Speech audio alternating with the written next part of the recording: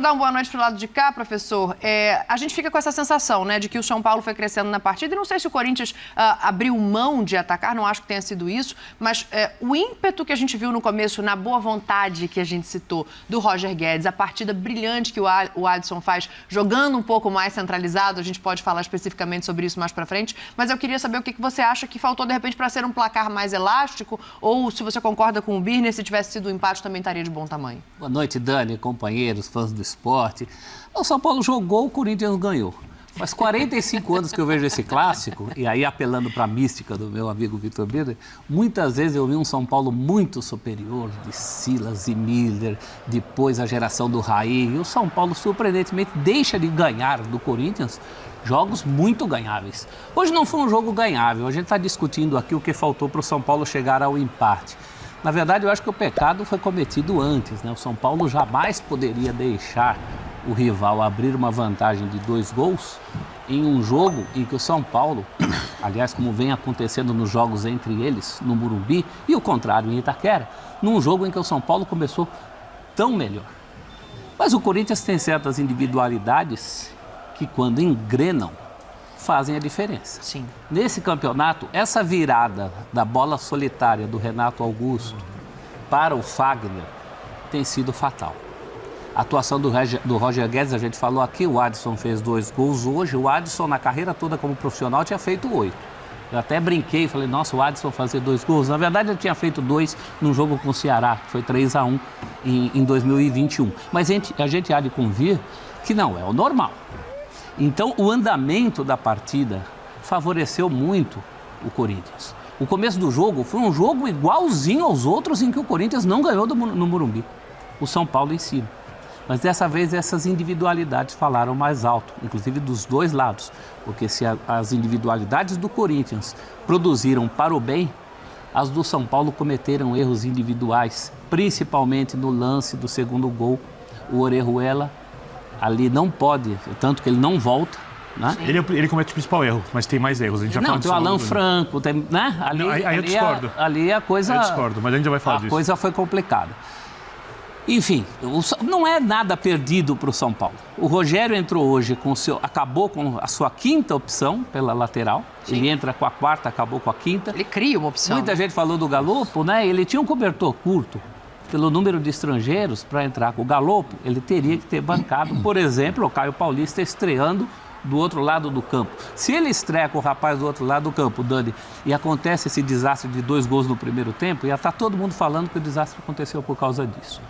Então, acho que há muitas coisas para testar, principalmente essa coisa da proximidade em relação ao Caleri. O Luciano me parece o homem mais adequado para isso. O Galopo, da Argentina, jogava assim. Há opções ali, há vida para o São Paulo trabalhar, mas o São Paulo está sempre num eterno recomeço. Ao contrário do Corinthians, que pelo menos tem alguma coisa de trabalhos anteriores para se impor em situações como a do clássico de hoje. Mas você acha que o resultado tem mais a ver com os jogadores ou com o treinador hoje? Então, porque às vezes isso tem a ver com as ideias do técnico. É óbvio que os jogadores sempre são os principais, porque você joga bola, sabe que eles executam. Se o técnico tem uma ideia, quem posiciona direito e faz o que o técnico pede são os jogadores. O jogador tem que acertar o chute, tem que acertar o passe, tem que roubar a bola. O jogador ainda é quem ganha o jogo.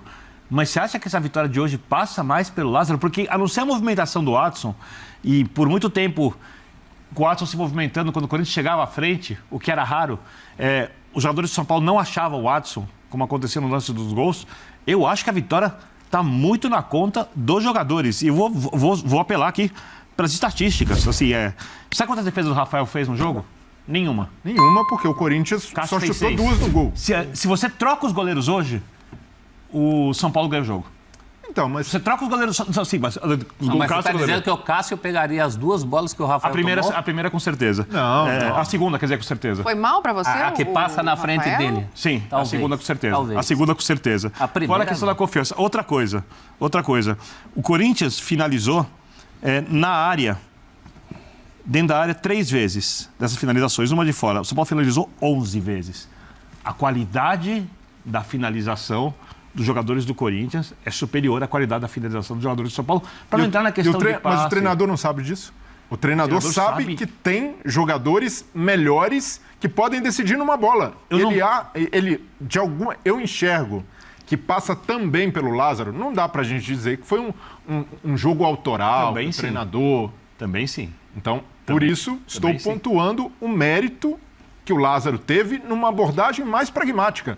Não, o Rogério Ceni, até em termos coletivos, foi melhor. O time dele produziu mais. Mas sabendo que o cenário era esse, que teria domínio do São Paulo, o São Paulo jogaria com a bola, pressionaria a torcida a favor, o Lázaro utilizou coisas que têm funcionado. E ainda é pouco para esse Corinthians. O Corinthians cede muitas finalizações ao adversário. O São Paulo rondou muitas vezes a área do Corinthians. O Cássio salvou. Porém, houve, no primeiro gol, uma movimentação que a gente tem visto muito do time, essa inversão do Renato Augusto buscando o Fagner.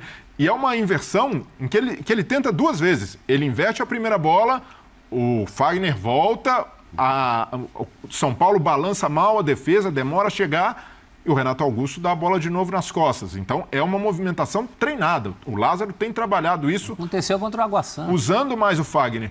No segundo gol, tem o mérito do Roger Guedes, não desistir da jogada, mas também de posicionamento, do Adson fazendo infiltração, algo que o próprio Lázaro chegou a cobrar. O Adson precisa entrar mais na área, o Adson é um jogador que tem qualidade para finalizar mais, e até o Vitor Pereira cobrava isso dele. Então, quando outros técnicos foram ao Morumbi, até mesmo o Vitor Pereira não conseguiu, só ganhou um clássico do Santos.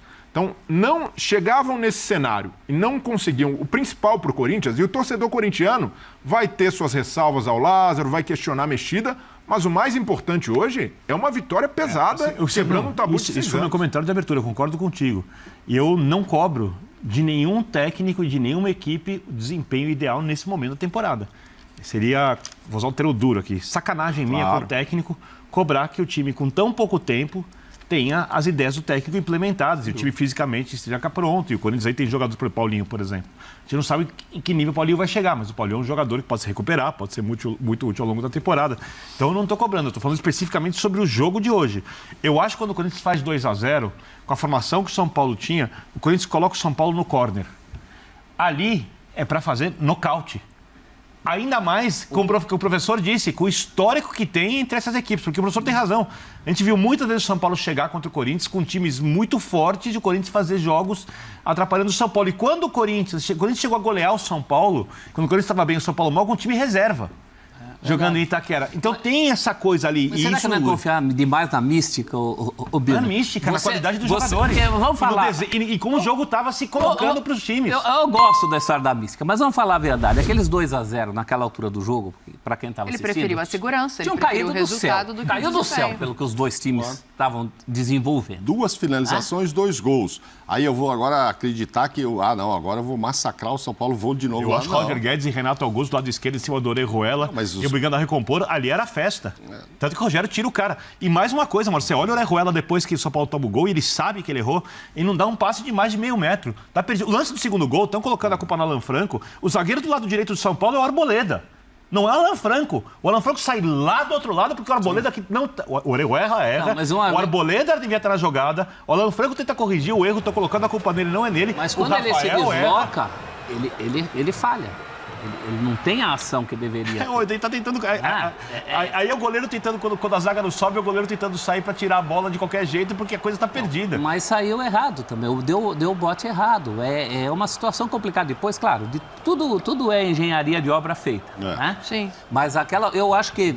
Eu não vou dizer que o Corinthians chegou a fazer os 2-0 por obra e ação do Lázaro. Mas eu acho que o grande mérito do Lázaro é ter administrado muito bem.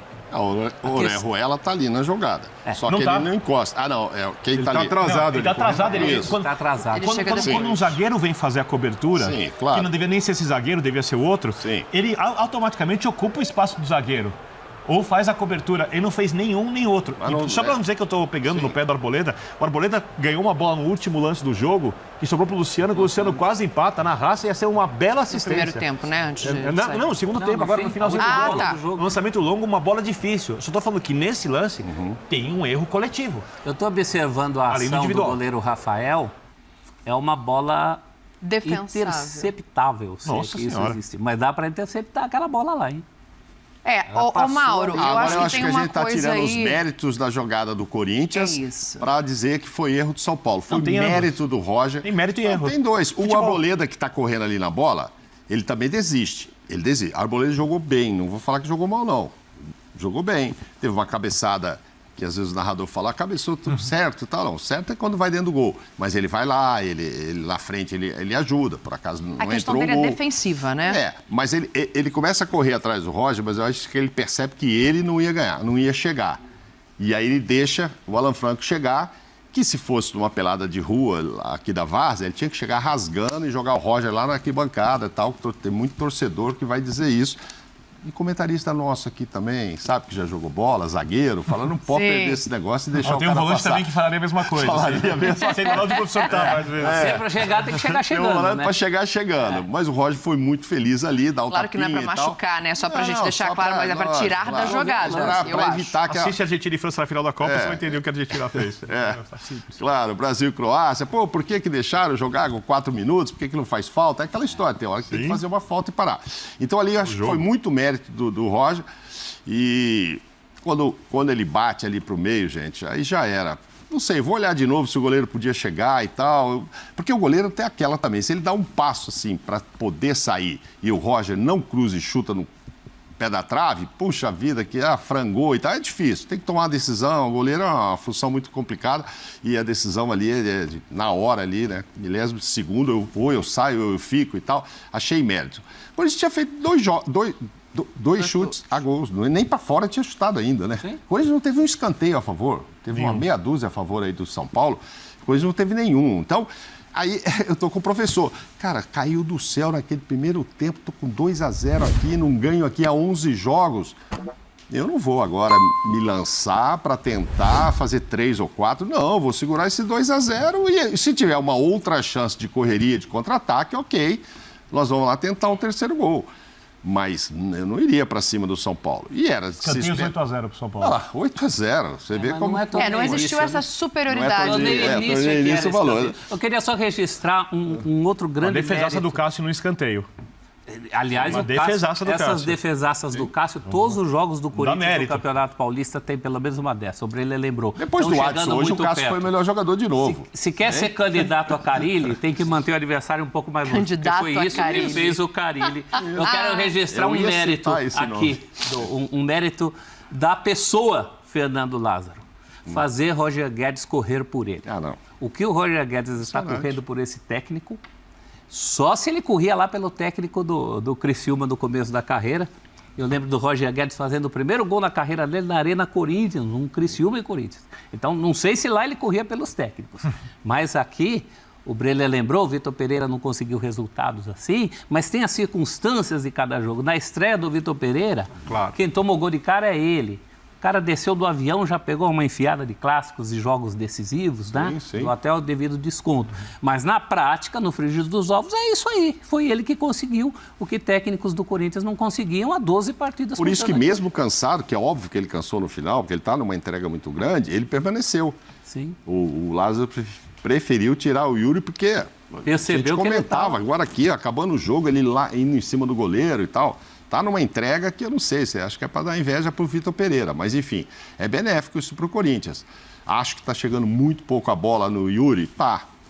Né? Quando joga um outro centroavante que ele não joga, a gente fala, puxa, o Júnior Moraes não consegue dar um chute e tal.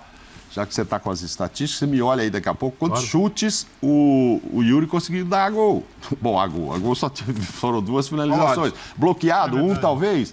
Ninguém consegue, mas bloqueado. Também é muito dessa nova dinâmica do jogo, né? É o jeito que aparece. Ele é um artilheiro, ele deve estar meio incomodado também em não marcar. No ranking histórico do clássico entre Corinthians e São Paulo, Cássio se isolou na segunda posição. O gigante, como também é conhecido pela fiel torcida, conquistou mais uma marca importante em sua carreira pelo Timão na noite desse domingo pela 5ª rodada do Campeonato Paulista. Titular absoluto do Corinthians, o gigante corintiano alcançou a 2ª posição do Timão como o atleta que mais jogou contra o São Paulo na história. E segundo o professor, historiador e comentarista da programação da ESPN Brasil, Celso Zelt, o camisa 12 alvinegro, que estava empatado com o gerente, como era conhecido, Cláudio, ex-atacante e maior goleador em números de gols de todos os tempos do Timão, na 2ª posição do ranking. Fala, fiel. Antes de continuarmos a notícia, seja muito bem-vindo ao canal Jornal do Corinthians, sua dose diária de informação. Se você não for inscrito no canal, já se inscreva e deixa aquele like para fortalecer e ative o sininho para receber todos os dias as principais novidades do Corinthians em primeira mão. Agora sim, vamos continuar a notícia. Os dois ícones corintianos jogaram contra o São Paulo 45 vezes ao longo do tempo, porém Cássio agora tem 46 confrontos de majestoso. O camisa 12 só perde para Luizinho. Entretanto, o gigante provavelmente vai ultrapassar Luizinho ainda nessa temporada. Eu explico. Corinthians e São Paulo vão jogar pelo menos mais 2 vezes em 2023, ida e volta do Campeonato Brasileiro e ainda sendo possível um enfrentamento também nas fases decisivas de Copa do Brasil e Paulistão. Falando em números do confronto histórico entre Corinthians e São Paulo, o Timão leva uma vasta vantagem. Em 354 jogos, o Corinthians tem 131 vitórias. São 109 vitórias tricolores e 114 empates. E eu vou ficando por aqui. Lembre-se de deixar o seu like e se inscrever no nosso canal. Aqui você sabe, né? Vai ficar sempre muito bem informado sobre todas as notícias do Timão. Então até o próximo vídeo. Fiquem com Deus e vai, Corinthians!